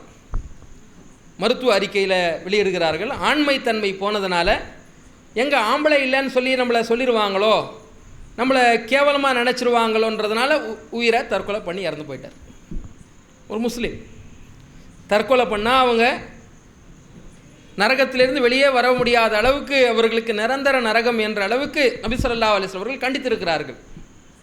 தற்கொலை செய்தவருக்கு ஜனாசா தொழுகை கூட நபிகள் நாயகம் ஸல்லல்லாஹு அலைஹி வஸல்லம் அவர்கள் வைக்கவில்லை. அப்போது மற்ற கடன்காரர்களுக்கெல்லாம், கடனில் இறந்து போனவர்களுக்கெல்லாம் ரசூலுல்லாஹ் சொல்லுவாங்க, உங்கள் தோழருக்கு நீங்கள் தொலை வைத்து கொள்ளுங்கள்னு சொல்லுவாங்க. அப்படி கூட இவருக்கு சொல்லலை. ஜனாசா தற்கொலை செய்து இறந்து போனவருக்கு நீங்கள் உங்கள் தோழருக்கு நீங்கள் அப்படி கூட சொல்லலை, தொலை வைங்கன்னு சொல்லி. அப்படி தொலை வைக்காமல் சென்று விட்டாத நம்ம பார்க்குறோம். அப்போ அப்பேற்பட்ட ஒரு தீமையில் டெய்லி இப்போ எடுத்து பார்த்தா கூட கரண்ட்டில் சென்னையில் பப்பில் ஒருத்தர் டான்ஸ் ஆடிக்கிட்டே இருக்கார். அங்கே போதையில் முஸ்லீம் பையன் சுஹைல் என்ற ஒரு பையன் அப்படி அங்கே இறந்து போயிருக்காரு. இப்போ நடந்த ஒரு சம்பவம். எங்கே நீங்கள் எடுத்து பார்த்தாலும் போதையில் இவ்வளவு இறப்புகள், இவ்வளவு பாதிப்புகள், இவ்வளவு ஊனங்கள், இவ்வளவு குடும்ப வன்முறைகள், சமுதாய வன்முறைகள், இவ்வளவு பாதிப்புகள் நடந்து கொண்டிருக்கிறது. ஆட்சியாளர்கள் எல்லாம் இதை தடுக்கக்கூடிய மனப்பான்மையில் இல்லை. அவங்க இதன் மூலமாக தான் வருமானம் பார்க்கக்கூடியவர்களாக இருக்கிறாங்க. டாஸ்மார்க் மூலமாக, பல மதுக்கடைகள் மூலமாக அதில் வரக்கூடிய வருமானத்தை வச்சு தான் அவங்க ஆட்சி நடத்தக்கூடியவர்களாக, இலவசங்களை எல்லாம் தரக்கூடியவர்களாக ஆட்சி நடத்தக்கூடியவர்கள், சமுதாயத்துடைய நலனை நாடக்கூடியவர், மக்களுடைய நலனை நாடக்கூடியவர்களாக, இளையவர்களுடைய நலனை நாடக்கூடியவர்களாக, வளர்ச்சியை நாடக்கூடியவர்களாக இல்லை. இப்போ நாம் தான் நம்முடைய குடும்பத்தை, நம்முடைய சூழ்நிலையை, சுற்றும் இருக்கக்கூடிய மக்களை காப்பாற்றக்கூடியவர்களாக இருக்க வேண்டும். இப்போ இந்த மாதிரி சம்பவங்கள் ஏராளம் ஏராளம் கொடூரமான சம்பவங்கள் நடக்கிறது. மகாராஷ்டிராவில் புனேவில் ஒருத்தன் 17 வயசை சார்ந்த ஒரு இளைஞன் மது போதையில் கார் ஓட்டி கொண்டு போகிறான். ரொம்ப வேகமாக போகிறான், போதையில் போகிறான். ஒரு 2 வீலர் மேலே போய் விடுறான். இந்த 2 வீலரில் யார் போனாங்க தெரியுமா? ஒரு தம்பதியர், ஒரு கணவன் மனைவி போகிறாங்க. அவன் அடித்த அடியில் அவங்க தூக்கி வீசப்படுறாங்க, 2 பேரும் ஸ்பாட் அவுட். அதே மகாராஷ்டிராவில் இன்னொரு சம்பவம் நடக்கிறது. 24 வயது ஏறக்குறைய அவன் வாகனம் ஓட்டுகிறான், டிரைவர்கிட்ட இருந்து பிடுங்கி இவன் வாகனம் ஓட்டுகிறான். அப்போது அவனும் இதே போல் ஒரு கணவன் மனைவியை பைக்கில் போய் விடுறான். கணவன் தூக்கி எறியப்பட்டார், அவர் படுகாயத்தோடு உயிர் தப்பி விட்டார். இந்த மனைவி எங்கன்னு தேடுறாங்க. இந்த பம்பர் இருக்குல்ல, கார் பம்பருக்கு முன்னாடி சக்கரை இருப்பார், அங்கே மாட்டிக்கொண்டு ஏறக்குறைய 2 கிலோமீட்டர் அளவுக்கு இழுத்து கொண்டு போய் அங்கே போய் இறந்து போயிருக்காங்க அந்த அம்மா. இவனும் போதையில், மது போதையில் வாகனம் ஓட்டுவதனால் ஏற்படக்கூடிய விபத்து, மது போதையினால் வன்முறை, மது போதையினால் குடும்பத்தில் மனைவியை துன்புறுத்துறது, குழந்தைகளை துன்புறுத்துறது, இப்படிப்பட்ட நிலைகள்லாம் இருக்கிறது என்றால் இது ஏதோ சாராயத்தில், பீரில், மது போதையில் மட்டும் இருக்கிறது என்று நினைத்து கொள்ளாதீர்கள். இது கஞ்சாவிலும் இதே போதை தான் இருக்கிறது, அபின்லேயும் இதே போதை தான் இருக்கிறது. இவர்கள் ஏதோ சிறப்பை எடுத்து பயன்படுத்துகிறார்களே, போதைக்கு போடுகிறார்களே, ஹான்ஸ் போன்றதெல்லாம் இதே போதை தான் அதில் இருக்கிறது. ரசூலுல்லாஹ் அதனால் தான் சொன்னார்கள், குல்லு முஸ்கிரின் ஹராம், போதை தரக்கூடியது அனைத்துமே ஹராம், தடுக்கப்பட்டது என்றார்கள். எது சாப்பிட்டால் அதிகமாக போதை ஏற்படுமோ அது குறைவானதும் சாப்பிடக்கூடாது என்றார்கள். அல்லாஹ் குர்ஆனில் இதெல்லாம் அல்லாஹ் அப்படியே காரணங்களோடு தெளிவுபடுத்துகிறான். இன்னமல் ஹம்ரு வல் மைசிரு வல் அன்சாபு வல் அஸ்லாம் ரிஜுசும் மின் அமலி ஷைத்தான் ஃபஜ்தனிபூஹு லஅல்லகும் துஃப்லிஹூன். இந்த மது, சாராயம், அதே மாதிரி பலி கேட்ப, அதாவது அம்பு வச்சு ஜோசியம் பார்ப்பாங்க, ஜோசியம் பார்க்கறது, இந்த சிலைகளை வச்சு வணங்கிறது, இது எல்லாம் அருவருக்கத்தக்கது, ஷைத்தானுடைய நடவடிக்கை. விலகி கொள்ளுங்கள், இதனால் நீங்கள் வெற்றி அடையலாம். மதுவை விட்டு விலகி கொள்ளுங்க, சூதாட்டத்தை விட்டு விலகி கொள்ளுங்க, ஜோசியம் பார்க்கக்கூடிய விஷயத்தை விட்டு விலகி கொள்ளுங்க, சிலை வழிபாடிலிருந்து விலகி கொள்ளுங்க, நீங்கள் வெற்றி பெறலாம் என்று குர்ஆனில் அல்லாஹ் சொல்கிறான். இன்னொரு வசனத்தில் இன்னமா யுரீது ஷைத்தானு அன் யூகியா பைனகுமுல் அதாவத்து வல் பக்தா ஃபில் ஹம்ரி வல் மைசிர். ஷைத்தான் இருக்கிறானே, அவன் இந்த சாராயத்தின் மூலமாக, மது மூலமாக, போதையின் மூலமாக, அதே மாதிரி சூதாட்டத்தின் மூலமாக உங்கள் மத்தியில் பகைமையை ஏற்படுத்த அவன் ஷைத்தான் ஆடுறான். மதுவை குடித்தா உங்கள் மத்தியில் சண்டைகள் ஏற்படும், பகைமைகள் ஏற்படும். சூதாட்டத்தின் மூலமாக அதே பகைமை ஏற்படும். தொழுகையினுடைய நினைவே வராது, தொழணுன்ற எண்ணம் வராது. அந்த எண்ணத்தை விட்டு ஷைத்தான் அப்புறப்படுத்திடுவான். எனவே இதிலிருந்து விலகி கொள்ளுங்கள். இதெல்லாம் ஷைத்தானுடைய சொல்ல கேட்டு நடக்கக்கூடிய ஒரு செயலாக இருக்கிறது. ஷைத்தான் உங்களை தூண்டுவான், விலகி கொள்ளுங்க, எச்சரிக்கையாக இருங்க நல்லா சொல்கிறான். ஆக இளமை பருவத்தில் முக்கியமாக எதிர்கொள்ளக்கூடிய சவாலாக இருக்கிறது. அப்போ எல்லா பெற்றோர்களும் இதை உன்னிப்பாக கவனித்து தன்னுடைய பிள்ளையை சரியான முறையில் கவனித்து வளர்க்கக்கூடியவர்களாக இருக்கணும். இதில் இஸ்லாம் மட்டும்தான் மது போதையை தடுத்துருக்கு. இதில் ஆச்சரியமான விஷயம் பாருங்கள், எந்த அளவுக்கு இஸ்லாமிய மார்க்கம் நம்ம ஒரு கண்ணியத்தை இஸ்லாம் கொடுத்துருக்குன்னா, உலகத்தில் இருக்கக்கூடிய எந்த மதத்தை நீங்கள் எடுத்துக்கொண்டாலும் அவங்களுடைய சுக துக்க நிகழ்வில் மது இருக்கும், சாராயம் இருக்கும். நீங்கள் எந்த உயர்ந்த அமெரிக்கா போன்ற மேலை நாடுகள் எடுத்துக்கொண்டாலும் சரிதான், எந்த மதத்தை சார்ந்தவங்க எடுத்துக்கொண்டாலும் சரிதான், அவங்களுடைய பண்டிகையில் போதையை கொண்டு வருவாங்க. பண்டிகையின் மூலமாக போதையை சாப்பிடக்கூடியவங்களாக இருப்பாங்க. சுக நிகழ்ச்சியில் போதையை பரிமாறிக்கொள்வாங்க. இறந்து போகக்கூடிய துக்க நிகழ்ச்சியில் போதையை எடுத்துக்கொள்வாங்க. நீங்கள் இஸ்லாத்தில் மட்டும்தான் பார்க்கலாம். நோன்பு பெருநாள் என்ற ஒரு பெருநாள் நம்ம கொண்டாடுவோம், ஹஜ்ஜு பெருநாள்னு ஒரு கொண்டாடுவோம். குடிகாரம் சில பேர் இருக்கான் பாருங்க முஸ்லீம்களில், ஒரு 1000ல் 2 பேர், 1000ல் 5 பேர் குடிகாரம் இருப்பான்ல, இவன் கூட அந்த 2 பெருநாள் குடிக்க மாட்டான். இஸ்லாத்துடைய தனிச்சிறப்பே என்னென்னா, மது பற்றியான வெறுப்பு எவ்வளவு அறிவுரையாக சொல்லப்பட்டிருக்கிறது என்று சொன்னால், பண்டிகை தினம் என்றாலே அதிகமான கோடிக்கணக்கில் வியாபாரம் ஆகுதுன்ற பட்டியல் வெளியிடுவான். தீபாவளிக்கு எவ்வளவு மது விற்பனையானதுன்னு ஒரு பட்டியல் வெளியிடுவான். பொங்கலில் எவ்வளோ மது விற்பனையானதுன்னு பட்டியல் வெளியிடுவான். ரம்ஜானுக்கு இவ்வளவு மது விற்பனையானது நீங்கள் பார்க்க முடியுமா? பார்க்கவே முடியாது. ஒருத்தர் இறந்தவங்களுடைய வீட்டில் குடிகாரர்களாக உட்கார்ந்துருந்தாங்க, அப்படி குடிச்சிக்கிட்டு இருந்தாங்க, நீங்கள் காட்ட முடியுமா? கல்யாண விருந்தில் சுன்னத் ஜமாத் போன்றவங்க ஆடம்பரமாக திருமணம் நடத்துவாங்க, நம்மளாம் அதை ஆதரிக்கிறது இல்லை. அவங்களுடைய ஆடம்பர திருமணத்தில் கூட பந்தியில் மது இருக்காது, அது கூட தவறு என்று சொல்லக்கூடியவர்களாக இருப்பாங்க. கீழ்நிலையில் இருக்கக்கூடிய, கடைசி நிலையில் இருக்கக்கூடிய ஒரு முஸ்லீம் கூட மதுவில் தவறு என்று விளங்கி வைத்திருக்கிறான். உலகத்தில் உள்ள எந்த மதமும் எந்த கொள்கையும் இந்த மதுவை இஸ்லாம் தடுத்தது போல தடுக்கவில்லை. இஸ்லாம் இதற்கு வெறுப்பு காட்டியது போல வெறுப்பு காட்டவில்லை. அனைத்து போதைகளையும் தடுக்கிறது. ஏதோ மதுவை மட்டும் தடுத்துட்டு மற்றதெல்லாம் நீ சாப்பிடுன்னு சொல்லலை இஸ்லாம், அதுவும் தடுக்கிறது. கஞ்சாவில் உனக்கு போதை வருது, அதுவும் தடை. ஹான்ஸு, மாணிக் சந்து, பான் பராகில் உனக்கு போதை வருது, அதுவும் தடை. பீரில் உனக்கு போதை வருது, அது தடை. எதில் எல்லாம் உனக்கு எந்த அளவுக்கு நான் பழைய சோறு இருக்குது பாருங்கள், பழைய சோறை ஊற வச்சிங்கன்னா 3 நாள் அது போதையாக மாறிடும்.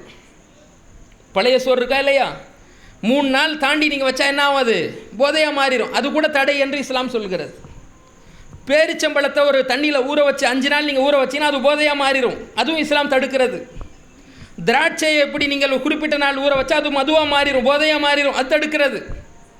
கல் இருக்குது பாருங்கள், தென்னங்கல், பனங்கல் தென்னங்கல்னு சொல்லுவாங்க. அதில் சுண்ணாம்பு ஏதோ தடவுவார்கள். சுண்ணாம்பு தடவுன நிலை ஒன்று, சுண்ணாம்பு தடவாத நிலை ஒன்று. சுண்ணாம்பு தடவப்பட்டதில் போதை இருக்காதுன்னு நினைக்கிறேன். பதனின்னு சொல்லுவாங்களா தானே, பதனி. பதனி என்று நீங்கள் குடிப்பீங்களா, அதில் போதை இருக்காது. பதனி இல்லாத நிலையில் நீங்கள் பார்த்தீர்கள் என்றால் அதில் போதை. இஸ்லாம் அனைத்து போதைகளையும் தடுக்கிறது. பிள்ளைகளுக்கு சொல்லித்தர வேண்டிய தேவை இருக்குது. ரசூலுல்லாஹ் காலத்தில் எல்லாம் முடா குடிகாரர்களாக இருந்தவங்க, அவங்கள தான் நபிகள் நாயகம் தூதராக வர்றாங்க. இந்த இறை வசனங்கள் மூலமாக தான் அவங்கள மாற்றுறாங்க. குடிக்கக்கூடாதுன்றதை ட்ரம்மாக கீழே ஊற்றுறாங்க. மதீனாவே பெருக்கு 6 பெருக்கு எடுத்து ஓடுது சாராயமாக. அவ்வளவு குடிகாரர்களாக இருந்தவங்க ஏன் திருந்துறாங்க? அல்லாஹ்வுடைய பயம், அல்லாஹ்வுடைய இறையச்சம். அல்லாஹ் சொல்லிட்டான்ல, நம்ம எப்படி குடிக்க முடியுன்ற அந்த பயம்தான் அவங்கள மாற்றுனது. அப்போ அவ்வளவு குடிகாரர்களாக இருந்தவர்கள் ஒரு நிமிஷத்தில் அதிலேருந்து வெளியே வர்றாங்க. நம்ம பிள்ளைகள்லாம் இதிலேருந்து வெளியே வரமாட்டாங்களா? நம்ம எவ்வளோ சொல்லிக் கொடுக்குறோம் என்பதை வச்சு தான் இருக்குது. எப்படி அவங்கள அல்லாஹ் சம்பந்தமான வல்லமையை ஆற்றல் எப்படி சொல்லி கொடுத்துருக்குறோம். அல்லாஹ் என்றால் யார், அவன் எப்பேற்பட்டவன் என்ற அவனுடைய தகுதியை சொல்லி கொடுக்கறதுலாம் இருக்குது. இப்போ இரையச்சம் மட்டும்தான் எல்லா நேரத்திலையும் அல்லாஹ் நம்மளை பார்த்து கொண்டிருக்கிறான், அவன்கிட்ட நம்ம தப்ப முடியாது என்ற எண்ணம் மட்டும்தான் ஒருவனை தீமையை விட்டு விலக்குமே தவிர, நீங்கள் அடிக்கிறதுனாலையோ உதைக்கிறதுனாலையோ திட்டுறதுனாலையோ ஒருத்தன் மாறிட மாட்டான். நீங்கள் அடிக்கிறத பயந்துட்டு ஒருத்தன் குடிக்காமல் இருக்கிறான்னா நீங்கள் இல்லாத இடத்துல குடிக்கக்கூடியவனா மாறிடுவான். போலீஸை பயந்து அதிகாரிக்கு பயந்து ஒருத்தன் குடிக்காமல் இருந்தான்னு சொன்னால் போலீஸ் இல்லாத இடத்துல குடிப்பான். அதனால தான் இஸ்லாம் என்ன சொல்கிறது என்றால் இறையச்சத்தை அவசியமாக சொல்கிறது. திருக்குறானில் பல வரலாறுகள் இறையச்சத்தை சார்ந்ததாக இருக்குது. லுக்மான் என்ற ஒரு நல் மனிதரை பற்றி குரான் பேசுகிறது. லுக்மான் என்ற தன்னுடைய அந்த அவர் நல்ல மனுஷன் தன்னுடைய பையனை எப்படி வளர்த்தார் என்று அல்லாஹ் குரானில் பேசுகிறான். அதில் முக்கியமானது ஒன்று என்ன தெரியுமா? மகனே, நீ அல்லாஹ்வுக்கு இணை வைக்காதே, அவனை மட்டுமே வணங்கு. அல்லாஹ்வுக்கு இணை வைப்பது, அல்லாஹ்வோட மற்றவர்களை வணங்குவது மிகப்பெரிய அநியாயம் என்று சொன்னார். அந்த மகன் இடத்துல சொல்கிறார், மேலும் நிறைய அறிவுரை சொல்கிறார். அல்லாஹ் எப்பேற்பட்டவன் தெரியுமா? ஒரு சின்ன ஒரு விதை ஒரு வானங்களில் மறைந்து இருந்தாலோ பூமியில் மறைந்து இருந்தாலோ ஒரு பாறைக்குள் சின்ன ஒரு விதை மறைந்து இருந்தாலும் கூட அதை வெளியே கொண்டு வருவதற்கு ஆற்றல் பெற்றவன் அல்லாஹ் என்றதை கிளாஸ் எடுக்கிறார். தன்னுடைய மகனுக்கு லுக்மான் என்ற நல் மனிதர் அல்லாஹ்வுடைய வல்லமையை பாடம் எடுத்தார் என்று அல்லாஹ் குரானில் சொல்கிறானே, இது ஏதோ கதை கேட்டு போகிறதுக்காக அல்லாஹ் சொல்கிறான்னு நினைக்கிறீங்களா நீங்கள்? லுக்மான் என்ற ஒரு மனிதர் இருந்தார், தன்னுடைய பையனுக்கு இப்படிலாம் அறிவுரை சொன்னார் என்ற கதை கேட்பதற்கு அல்லாஹ் சொல்கிறானா? இல்லை. அல்லாஹ்வுடைய வல்லமையை புரிய வைத்தால் அப்போதுதான் அல்லாஹ்வை பயப்பட வேண்டிய விதத்தில் ஒருவன் பயப்படுவான், அல்லாஹ்வுக்கு கட்டுப்பட வேண்டிய விதத்தில் கட்டுப்படுவான். நீங்கள் அல்லாஹ்வுடைய ஆற்றலை சொல்லித்தரலன்னா, அல்லாஹ்வுடைய வல்லமையை நீங்கள் சொல்லித்தரலன்னு சொன்னால், அல்லாஹ் அனைத்துக்கும் செய்து முடிப்பதற்கு தகுதியானவன், சக்தி வாய்ந்தவன் என்பதை சொல்லித்தரவில்லை என்றால் உங்களை என்ன மாதிரி நினச்சிக்குவான் அல்லாஹ்வை. அல்லாஹ் நம்ம எப்பேற்பட்டவன் நினைக்கிறோம்? அவன் சாப்பிட மாட்டான். ஒரு இறைவன், அவன் சாப்பிட மாட்டான், அவன் தூங்க மாட்டான், அவனுக்கு சின்ன தூக்கமும் வராது, பெரிய தூக்கமும் வராது. நம்மளுக்கு இருக்கிற மாதிரி மனைவி அவனுக்கு கிடையாது, நம்மளுக்கு இருக்கிற மாதிரி பிள்ளைகள் அவனுக்கு இல்லை, நம்மளுக்கு இருக்கிற மாதிரி பெற்றோர் அவனுக்கு கிடையாது, மாமன் மச்சான் சித்தப்பா பெரியப்பா போன்ற உறவு அவனுக்கு கிடையாது. எல்லாத்தையும் படைத்து எல்லாவற்றையும் நிர்வாகம் செய்யக்கூடியவனாக இருக்கக்கூடியவன், அவனிடத்தில் எதுவுமே மறையாது. இப்படி விரிவாக அல்லாஹ்வுடைய ஆற்றலை நம்ம சொல்லி கொடுக்கறதுல நம்ம தீமையிலிருந்து காப்பாற்றலாம். அது மாதிரி சில சம்பவங்களும் நான் சொல்ல விருப்பப்படுறேன். அதில் பாருங்கள், ரபியா பின் காப் அல் அஸ்லமி என்ற ஒரு நபி தோழருங்க. ரபியா பின் காப் அல் அஸ்லமி, இந்த பேர் நான் கடைசி கேட்குறேன், சொல்கிறீங்களா எல்லாரும்? கவனிச்சிங்களா இந்த பேர் யாராவது? ரபியா பின் காப் அல் அஸ்லமி, ரபியா பின் காப் அவருடைய பேர். அஸ்லமின்றது அவருடைய குலத்தை சார்ந்த பேர். இவர் நபி ஸல்லல்லாஹு அலைஹி வஸல்லம் இடத்துல ஒரு இரவு தங்குவதற்கு அனுமதி கேட்குறார். எதற்காக? ரசூலுல்லாஹ்வுக்கு பணிவிடை செய்கிறதுக்காக. நபிகள் நாயகம் ஸல்லல்லாஹு அலைஹி வஸல்லம் அவர்கள் இறை தூதர், நபி, அல்லாஹ்வுடைய நபியாக இறை தூதராக இருக்கிறதுனால அவங்களுக்கு பணிவிடை செய்யலாம், உதவி செய்யலாம், நமக்கு நன்மை கிடைக்குன்ற எண்ணத்தில் வர்றார். ரசூலா நைட்லாம் தங்கி தஹஜ்ஜத் தொழுகிறதுக்கு ரசூலா எந்திரிக்கிறாங்க இல்லையா, தண்ணீர்லாம் கொண்டாந்து வைக்கிறார். அப்போ ரசூலா அவருடைய பணிவிடையெல்லாம் பார்த்துட்டு கேட்குறாங்க, சல் யா ரபியா, உனக்கு என்ன தேவையோ கேள், நான் தர்றேன்றாங்க. நீ பணிவிடை செய்கிறது ஏதோ ஒரு உதவிக்காக ரசூலா உதவி செய்வாங்க என்ற கருத்தில் தானே நீ செஞ்சுருக்கன்ற கருத்தில் ரசூலா என்ன செய்கிறாங்க, நீ கேள் நான் தருகிறேன் என்று ரசூலா சொல்கிறாங்க. அவர் கேட்கிறார், அஸ் அலுக்க முராஃபகத்தக பில் ஜன்னா, எனக்கு என்ன வேணும்னா சொர்க்கத்தில் நான் உங்களோடு இருக்க வேண்டும் என்று கேட்குறேன்.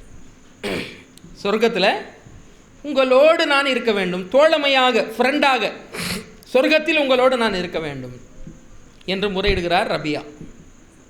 இப்போ ரசூலா சொன்ன உடனே சொல்கிறாங்க, அவள் கைரதாலிக்க வேற ஏதாவது கேளுன்றாங்க. ஏன் ரசூலா கேட்ட நோக்கம் அது இல்லை. உலக ரீதியாக ஏதோ பணம், காசு, வெள்ளி, தங்கம், ஒட்டகம், குதிரை, ஆடு எதாவது கேட்பாரு, கொடுத்துடலாம் என்ற எண்ணத்தில் ரசூலா கேட்டிருக்காங்க போல இருக்கு. அவர் சொர்க்கம் கேட்ட உடனே, சொர்க்கத்தில் உங்கள் கூட இருக்க வேண்டும் என்று கேட்ட உடனே ரசூலா என்ன செய்கிறாங்க, வேற கேளுன்றாங்க. அப்போது அவர் சொல்கிறார், எனக்கு அதான் வேணும், எனக்கு வேறு எதுவும் வேணான்றார். இப்போ ரசூலா அவருக்கு சொன்ன பதில் முக்கியமான பதில். சொர்க்கத்தில் அடையிறது மிகப்பெரிய விஷயம், அதுவும் நபியோட இறை தூதரோட எங்கிட்ட நீ இருக்க வேண்டும் என்றால் ஃபஇன்னி அலா நஃப்ஸிக பி கஸ்ரத்தி சுஜூத், எனக்கு நீ உதவி செய்ய வேண்டும். நபி இல்லையா, ரசூலுல்லா நபி தானே, எனக்கு நீ உதவி செய்ய வேண்டும். அதே போல் அதிகமாக சஜிதாவில் நீ ஈடுபட வேண்டும், சஜிதாவில் நீ ஈடுபட வேண்டும் என்று ரசூல்லா அவருடைய கோரிக்கைக்கு பதிலாக சொல்கிறாங்க. சஜிதாவில் ஈடுபட வேண்டும் என்றால் சஜிதா என்பது தனியாக செய்யக்கூடிய சஜிதா கிடையாது. சஜிதா என்பது சிரவணக்கம், என்பது தொழுகையில் உள்ள சஜிதா, தொழுகையில் உள்ள சிரவணக்கம் அது. அப்போ நபி ஸல்லல்லாஹு அலைஹி வஸல்லம் அவர்கள் அதிகமாக நீ தொழுகையில் ஈடுபட்டால்தான், எனக்கு இறை தூதர் என்ற முறையில் நீ உதவினால்தான் சொர்க்கம் அடைய முடியும், நீ என்னோடு தோழமையாக இருக்க முடியும் என்று நபி ஸல்லல்லாஹு அலைஹி வஸல்லம் சொல்கிறாங்க. இளமை பருவத்தில் இருக்கக்கூடியவர், நபிகள் நாயகம் காலத்தில் இளமை பருவத்தில் இருக்கக்கூடியவர்களுடைய சிந்தனை எப்படி இருக்குன்னு பாருங்கள். வரும்பொழுது ரசூலுல்லாஹ் ஏதாவது பணிவிடை செஞ்சால் சொர்க்கம் கிடைச்சிருமா என்ற எண்ணத்தில் பணிவிடையை செஞ்சுட்டு, பணிவிடை செஞ்சிட்ட பிறகு ஏதாவது வேணுமாப்பா கேளு சொல்லும் பொழுது, சொர்க்கத்தில் உங்கள் கூட நான் இருக்கணும், ஏதாவது செய்யுங்களேன் அப்படின்னு கேட்கக்கூடிய அந்த கேள்வி, அதற்கு ரசூலுல்லாஹ் சொன்ன பதில்களை பார்க்கக்கூடிய நேரத்தில், இளமை பருவம் என்றால் இப்படியல்லவா கழிக்க வேண்டும். நம்முடைய பிள்ளைகள் எல்லாம் இப்படி தொழக்கூடியவர்களாக இருக்கிறார்களா? பள்ளியில் அதிகமாக ஃபர்லு சுன்னத்தெல்லாம் தொழக்கூடியவர்களாக இருக்கிறாங்களா? தஹஜ்ஜத் தொழக்கூடியவங்களாக இருக்கிறாங்களா? நம்ம மகன்களை, நம்முடைய மகள்களை கூப்பிட்டு சூரத்துல் ஃபாத்திஹா ஓத வைத்தால் சரியான முறையில் ஓதுவாங்களா? தொழுகை இல்லை, அல்ஹம்துலில்லாஹி ரப்பில் ஆலமீன் ஓதுமா என்று சொன்னால் சரியாக ஓதுவாங்களா? அத்தையாத்து லில்லாஹி வஸ்ஸலவாத்துன்ற இந்த துவா ஓதுமான்னு சொன்னால் சரியாக பிழை இல்லாமல் அத்தஹியாத்து ஓதுவாங்களா?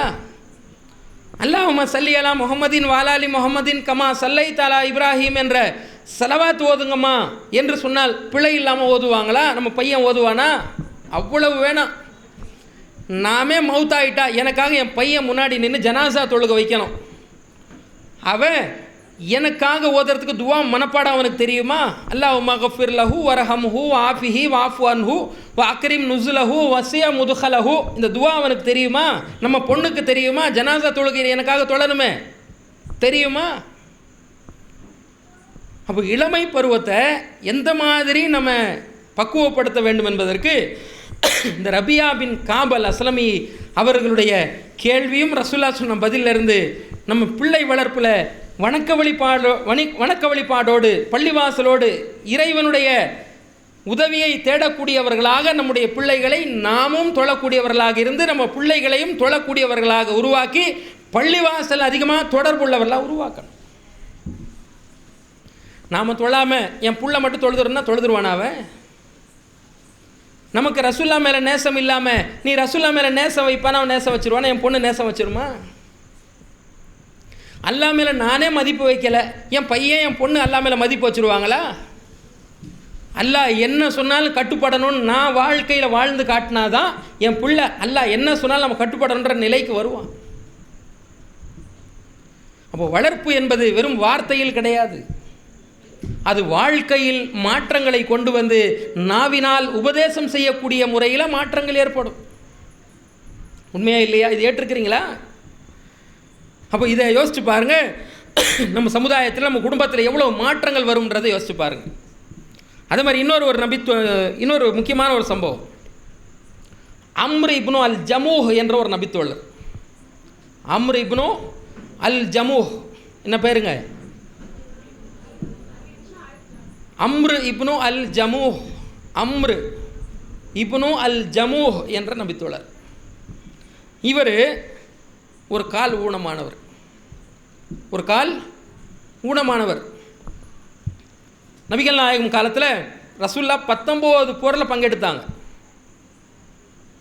போர்க்களங்கள் என்பது இன்னொருவரை கொல்வதற்காக ஏற்படுத்தப்பட்டதல்ல, அநியாயத்திற்கு எதிராக ஒரு ஆட்சியாளர் இன்னொரு கவர்மெண்ட்டோட ஆட்சியோடு செய்யக்கூடிய போர் தான் ஜிஹாத். அதை தவறாக சொல்லி தப்பாக ஆக்கி விட்டுட்டாங்க. இஸ்லாம் சொல்லக்கூடிய போர் என்பது ஒரு கவர்மெண்ட்டு இன்னொரு கவர்மெண்ட்டோடு செய்யக்கூடிய போராகத்தான் இருக்குது. ரசூலுல்லாஹ் ஒரு கவர்மெண்ட்டாக மதீனால இருந்தாங்க, அவங்க இன்னொரு கவர்மெண்ட்டோட போர் செஞ்சாங்க. அதுக்கு தான் அரபியில் ஜிஹாத் என்று சொல்லப்படும். அந்த காலத்தில் இருந்த வாட்கள் ஆயுதங்களை வச்சு போரிடக்கூடிய நடைமுறை இருந்தது. இப்படி இருக்கும் பொழுது அந்த அநியாயத்துக்கு எதிரான போரில் அம்ரு இப்னு அல் ஜமூஹ் வந்து கேட்கிறார், ஊனமான காலோடு கேட்கிறார். இவர் கேட்கறது உஹது போரில், பத்ரு போருக்கு பிறகு நடந்த போர் தான் உஹது போர். உஹது போரில் கேட்கிறார், அல்லாஹ்வுடைய தூதரே, என் கால் ஊனமான நிலையில் இருக்கிறது, நான் இந்த போரில் கலந்து கொண்டு போரிட்டு எதிரியினுடைய வாள் என் உடலில் பட்டு அதன் மூலமாக நான் கொல்லப்பட்டு விட்டால் நான் சொர்க்கத்தில் இருப்பேனா, சொர்க்கத்தில் என் கால் சீரான நிலையில் நான் இருப்பேனா என்று கேட்கிறார். என் கால் ஊனம் இல்லாமல் ஆரோக்கியமான நிலையில் நான் சொர்க்கத்தில் நான் இருப்பேனா என்று கேட்கிறார் அம்ரு இப்னு அல் ஜமூஹ். இப்போ நபிகள் நாயகம் சொல்கிறாங்க, ஆமாம், கண்டிப்பாக நீங்கள் ஆரோக்கியமான நிலையில் இந்த போர்க்களத்தில் நீங்கள் கொல்லப்பட்டால் சொர்க்கத்தில் இருப்பீர்கள். அகமதில் இந்த ஹதீஸ் வருகிறது. அதே மாதிரி போரில் ஈடுபடுகிறார், அவர் கொல்லப்படுகிறார். அவரோடு சேர்ந்து அவருடைய தம்பி மகனும் கொல்லப்படுகிறார், அவருடைய அடிமையும் கொல்லப்படுகிறார். அந்த 3 பேரையும் ஒரு கபரில் ரசூல்லா ஒரே கபரில் ஒரே மண்ணுக்குள்ளே 3 பேரையும் அடக்கம் செய்தார்கள் என்பதை பார்க்குறோம். அதில் ரசூல்லா சொன்னார்கள், க அன்னி அன்சுரு இலைக்க தம்ஷீபி ரிஜிலிக்க ஹாதிஹி சஹீஹத்தன் ஃபில் ஜன்னா. அம்ரு இப்னு அல் ஜமூஹ் இருக்கார்ல, அவரை பார்த்து ரசூல்லா சொல்கிறாங்க, சொர்க்கத்தில் கால் சீரான நிலையில் ஊனம் இல்லாத நிலையில் இவர் நடந்து செல்வதை நான் காண்பது போல் காண்கிறேன் என்று ரசூலுல்லாஹ் சொல்கிறாங்க. ஊனம் இல்லாத நிலையில் சொர்க்கத்தில் இவர் நடப்பதை நான் காண்கிறேன் என்று நபிகள் நாயகம் ஸல்லல்லாஹு அலைஹி வஸல்லம் அவர்கள் அம்ரு இப்னு அல் ஜமூஹ் என்ற நபித்தோழருக்கு சொன்னார். இதை ஏன் நான் இங்கே சொல்கிறேன்னு தெரியுதா உங்களுக்கு? அம்ரு இப்னு அல் ஜமூஹ் எப்பேற்பட்டவர்னு தெரிந்து கொள்றதுக்காக. அல்லாஹ்வுடைய நம்பிக்கை, ரசூலுல்லாஹ்வை கட்டுப்படணும், ரசூலுல்லாஹ்வுடைய வார்த்தையை மீறக்கூடாது, சொர்க்கத்தில் நாம் பெரிய பாக்கியத்தை அடைய வேண்டும், நபிகள் நாயகத்துக்கு கட்டுப்பட்டாதான் நம்ம சொர்க்கத்தில் அடைய முடியும் என்ற அந்த நம்பிக்கையில் ஊறி போனவராக இருக்காரா இல்லையா? அவர் இவருடைய மகன்கள் யார் தெரியுமா உங்களுக்கு? யாருக்காவது தெரியுமா? இவருக்கு 2 மகன்கள். யாருக்காவது ஒருத்தருக்கு இவருடைய மகன்களுடைய பேரில் 2 பேரில் ஒருத்தர் பேர் யாருக்காவது தெரியுமா? யாரும் தெரியலையா? நானே சொல்லட்டுமா? முஆத் முஅவ்வித். முஆத் முஅவ்வித் என்ற 2 பிள்ளைகள் இவருக்கு. இந்த 2 பிள்ளைகள் யார் தெரியுமா? பத்ரு போர்க்கள நேரத்தில் இவர்களுடைய சம்பவம் ஒரு சுவாரஸ்யமாக இருக்கும். முஆத் என்ற நபித்தோழரும் முஅவ்வித் என்ற 2 இளமை பருவத்தை சேர்ந்த சின்ன பிள்ளைங்க. சின்ன பிள்ளைங்கன்னா அது ரொம்ப குழந்தைங்களும் கிடையாது, ரொம்ப பெரியவங்களும் கிடையாது, ரொம்ப ஓரளவுக்கு ஒரு 15, 16, 17, 18 மாதிரி உள்ள ஒரு வயசு. அப்துர் ரஹ்மான் இப்னு அவுஃப் என்ற நபித்தோழர் சொல்கிறார். அப்துர் ரஹ்மான் இப்னு அவுஃப் இவர் தான் சொர்க்கவாசின்னு ரசூலுல்லாஹ் பேர் வாங்கினவர். இந்த கல்யாணம் முடிச்சிட்ட பிறகு அத்தர் கரையோடு வருவார்ல, கேட்பாங்களே ரசூலுல்லாஹ், என்னப்பா கரை? திருமணம் முடிச்சிட்டேன், அதான் கரை. என்ன மகர் கொடுத்த, பேரிச்சம்பழ கொட்டை அளவுக்கு நான் மகர் கொடுத்தேன்லாம் சொல்லுவார், தங்கத்தை மகராக கொடுத்தேன்னு சொல்லுவார் இல்லையா. அந்த அப்துல் ரஹ்மான் இப்னு அவுஃப் அவர் சொல்கிறாரு, நான் பத்ர் போரில் நின்னேன், ஆயுதங்கள் வச்சு நான் நின்னேன் எதிரிகளை சந்திப்பதற்காக போர்க்களத்தில்.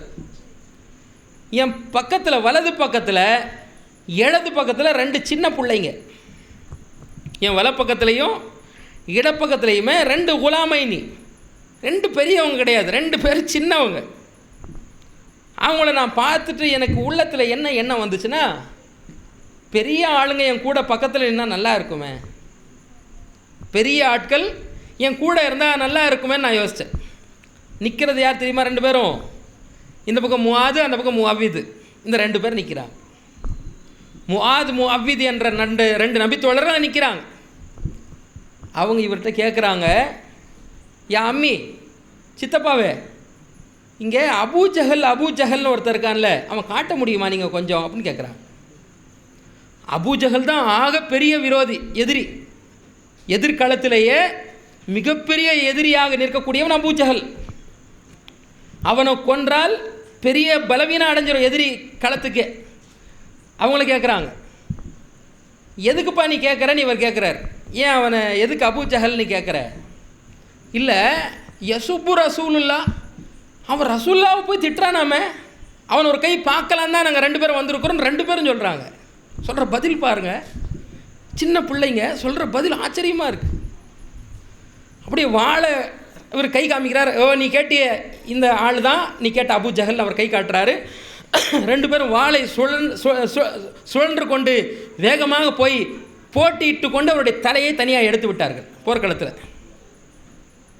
எடுத்து விட்டு 2 பேருடைய வாள்லையுமே ரத்தக்கரை. ரசூலா கிட்ட வர்றாங்க, நான் தான் அபூ ஜஹலை கொன்னேன், நான் தான் அபூ ஜஹலை கொன்னேன். ரசூலா 2 பேருடைய வாளையும் பார்க்குறாங்க, ரத்தம் 2 பேருடைய வாள்லையும் இருக்குது, நீங்கள் 2 பேரையும் கொன்று இருக்கிறீங்கன்னு ரசூலா சொல்கிறாங்க. இது போர்க்களத்தில் நடக்கக்கூடிய ஒரு சம்பவம். தனியாக எடுக்கக்கூடிய இடத்துல கொல்றது இல்லை. போர்க்களத்தில் வந்தாலேயே எதிரிகளை சந்தித்து கொல்றதுக்கு தானே போகிறோம், வேடிக்கை பார்க்கறதுக்காக போகிறோம். அப்போ முஆது முஅவ்வித் அவர்களை உருவாக்குனது யார்? அவர் உருவாக்குனது யார்? அம்ர் இப்னு அல் ஜமூஹ் என்ற அவங்களுடைய தந்தை. அவர் எப்பேற்பட்டவராக இருந்தார்? இந்த போர்க்களத்தில் ஈடுபட்டால், என் கால் ஊனமான நிலையில் நான் போர்க்களத்தில் ஈடுபட்டால், அதன் மூலமாக நான் கொல்லப்பட்டால் நான் சொர்க்கத்தில் இருப்பேனா, நான் ஊனம் இல்லாத நிலையில் இருப்பேனா என்று நம்பி போர்க்களத்தில் ஈடுபட்டு தன்னுடைய உயிரையே கொடுத்தாரே. அடுத்த போர் பத்ருக்கு பிறகு நடக்கக்கூடிய உஹது போரில் அவர் கொல்லப்படுறார். பத்ரு போரில் இவங்க 2 பிள்ளைகளுடைய சம்பவம் இது. அப்போது யோசிச்சு பாருங்கள், நாம் இந்த மார்க்கத்தின் மேலே மதிப்பு வச்சாதான் நம்ம பிள்ளைகள் இந்த மார்க்கத்தின் மேலே மதிப்பு வைப்பார்கள்.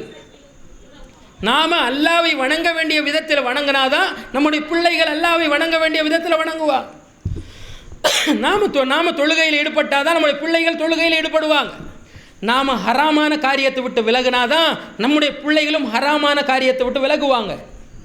நாமே வட்டிக்கு வாங்கினா, நாமே வரதட்சணை வாங்கினா, நாமே தவறான வழியில் பொருளாதாரம் ஈட்டினா, தவறான செயல்களில் ஈடுபட்டால் நம்முடைய பிள்ளைகள் மாறுவாங்களா? அம்ர் இப்னு அல் ஜமூஹ் அவர் உருவாக்கிய 2 சிங்கங்கள் எப்படி இருந்தாங்க? அப்படியே புல்லரிக்கக்கூடிய அளவுக்கு அவங்களுடைய வாழ்க்கை இருந்தது என்றால் அவருடைய பெற்றோர் தந்தை ஒரு காரணம். இப்படி அநேக சம்பவங்கள்ங்க நிறைய இருக்குது. 70 காரிகள் மனப்பாடம் செய்த 70 காரிகள் சம்பவம் தெரியுமா உங்களுக்கு? 70 குரானை மனப்பாடம் பண்ண 70 காரிகள். நாம் இந்த பாலஸ்தீன பிரச்சனைக்கெல்லாம் குனூத் நாசிலா ஓதுறோம்ல, இறைவா பாலஸ்தீனத்தில் வாழக்கூடிய இந்த பலவீனமான மக்களை நீ காப்பாற்று, இவர்களுக்கு கொன்றொடிக்கக்கூடிய அநியாயம் செய்யக்கூடிய இஸ்ரேல் நாட்டை நீ அழித்து விடு கேட்குறோம்ல. இதுதான் குனூத் நாசிலா. கடமையான தொழுகைக்கு பிறகு ருக்குவுக்கு பிறகு கடைசி ரக்காத்தில் ருக்குவுக்கு பிறகு கையேந்தி கேட்கக்கூடிய துவா தான் குனூத் நாசிலா. எந்த பகுதியில், எந்த நாட்டில் ஒரு பலவீனமான நிலையில் முஸ்லீம்கள் இப்படி கொல்லப்படுறாங்களோ, சித்திரவதைக்குள்ளாக்கப்படுறாங்களோ, அது போன்ற நிலையில் அவர்களுக்கு ஆதரவாக அல்லாஹ்கிட்ட கையேந்தணும். இவர்களை கொன்றொழிக்கக்கூடிய, இவர்களுக்கு பாதிப்பு ஏற்படுத்தக்கூடிய அவனுக்கு எதிராக அல்லாஹ்கிட்ட கையேந்தணும். இதுதான் குனூத்து நாசிலா. ரசூல்லா இங்கே தான் அதை கற்றுக் கொடுத்தாங்க. இந்த 70 காரிகள் குரானை மனப்பாடம் பண்ணவங்க, குரானை முழுவதுமாக மனப்பாடம் பண்ணவங்க தான் காரிகள்னு சொல்லுவாங்க. குர்ராக்கள். இந்த குர்ராக்கள் காரிகள் 70 நபர்கள் எங்கே கொல்லப்படுறாங்க என்ற சம்பவம் நீங்கள் தெரியுமா? கேள்விப்பட்டிருக்கீங்களா? நபிகள் நாயகம் கூட இருந்த குரானை மனப்பாடம் பண்ண 70 காரிகள், எல்லாம் இளைய வயது தான். பெரிய பெரிய வயசானவங்களாம் ரொம்ப கம்மி தான். அதில் ரசூல்லா கிட்ட ஒரு கூட்டம் வர்றாங்க. ரில், ஜக்வான் போன்ற, முலர் போன்ற பல கூட்டம் வர்றாங்க. வந்து எல்லாம் காஃபிர்கள், இஸ்லாத்தை ஏற்றுக்கொள்ளாத, இறைவனை ஏற்றுக்கொள்ளாத காஃபிர்களாக அவங்க இருந்தாங்க. அவங்க வந்து ரசூல்லா கிட்ட சொன்னாங்க, நாங்கள் இஸ்லாத்தை ஏற்றுக்கொண்டோம் அப்படின்னு பொய் சொன்னாங்க. இஸ்லாத்தை ஏற்றுக்கொண்டோம், முஸ்லீம் ஆகிவிட்டோன்னு பொய் சொல்லி நபிகள் நாயகம் நம்பிட்டாங்க. பொய் சொன்னாங்க, ரசூல்லா உண்மைன்னு நினச்சி நம்பிட்டாங்க. எங்களுக்கு கல்வியை சொல்லித் தருவது, குரானை சொல்லித் தருவதற்கு, பிரார்த்தனை, துவா போன்றதெல்லாம் சொல்லிக் கொடுப்பதற்கு உங்களிடத்தில் இருக்கக்கூடிய கல்வியாளர்களை அனுப்புங்கன்னு கேட்டாங்க. ரசூல்லா அவங்க இஸ்லாத்தை ஏற்றுக்கொண்டார்கள், கல்வியை கற்றுக் கொடுப்பதற்காக இவர்களை அனுப்பி வைக்கலாம் என்று 70 நபர்களை அவங்க கூட அனுப்பி வச்சாங்க. ரசூல்லா அழைச்சிட்டு போனவங்க பாதி வழியில் நிற்க வச்சு ஆயுதங்கள் எடுத்து இவங்களை 70 பேரையும் கொன்னுட்டாங்க. இதான் 70 காரிகள் கொல்லப்பட்ட சம்பவம். நபிகள் நாயகம் கிட்ட பொய்யாக நடித்து முஸ்லீம் ஆகிட்டோம் என்று பொய் சொல்லி அந்த 70 குரானை மனப்பாடம் செய்த காரிகளை வழியிலே கொலை செய்தார்கள். கொல்லப்பட்ட உடனே ரசூல்லா இங்கே சொல்கிறாங்க, சகோதரர்கள் கொல்லப்பட்டு விட்டார்கள்.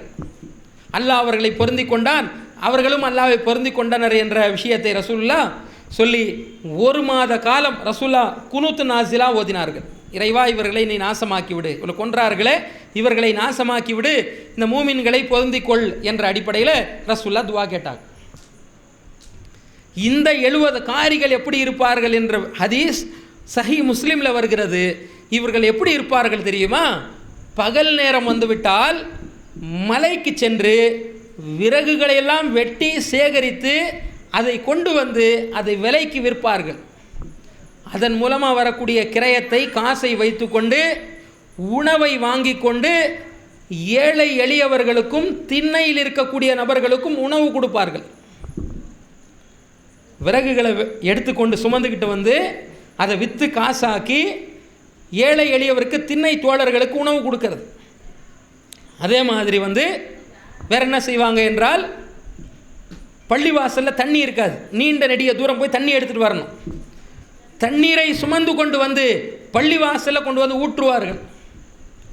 மூன்றாவது என்ன செய்வார்கள் என்றால், இரவு நேரம் வந்துவிட்டால் எல்லாரும் ஒன்று கூடி தான் கற்ற குரானை தாங்களும் ஓதி பிறருக்கும் குரானை கற்றுக் கொடுக்கக்கூடியவர்களாக இருப்பார்கள். யத்ததாரசூன பில்லைல் வ யதஅல்லமூன், தான் கற்ற கல்வியை, குரான் வசனங்கள் எல்லாம் தானும் மனப்பாடம் செய்து பிறருக்கும் மனப்பாடம் செய்ய வைப்பார்கள், பிறருக்கும் அந்த கல்வியை சொல்லிக் கொடுப்பார்கள். இப்பேற்பட்ட 70 நபர்கள் கொல்லப்படுறாங்க.